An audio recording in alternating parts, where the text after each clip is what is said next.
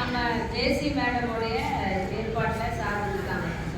சோமேஷ் அப்படிங்கிறவங்க ஐஓபி இருக்காங்க.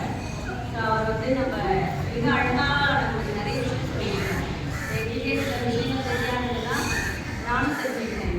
டீச்சர்ஸுமே நிறைய விஷயம் தெரிஞ்சுக்கிட்டேன். பின் நம்பர்னா என்ன, ஏன் ஓடிபினா என்ன, நம்மளோட ஏடிஎம் கார்டு என்னெல்லாம், பேங்க்கு என்ன பர்பஸ்னால நம்ம போகணும், சரியா, என்னெல்லாம் கிடைக்கும், நம்மளுக்கு வட்டி விகிதம்லாம் கரெக்டாக சொல்லுவாங்க. இன்ட்ரெஸ்ட் எவ்வளோ கிடைக்கும், கிரெடிட் வாங்கினா நம்மளுக்கு எவ்வளோ பிரச்சனை இருக்கும், ஏன் பேங்க் நம்மளுக்கு நம்ப தகுந்ததாக இருக்குது, ரிலேபிள், மோஸ்ட் ரிலேபிள்னால் நம்ம நேஷனலைஸ் பேங்க் தான் போகும்.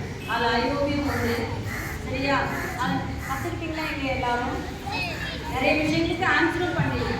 ஸோ அது எனக்கு ரொம்ப சந்தோஷமாக இருக்குது. அதுக்காக நீங்கள் எல்லோரும் கிளாப் பண்ணலாம். நிஜமாகவே எல்லாரும்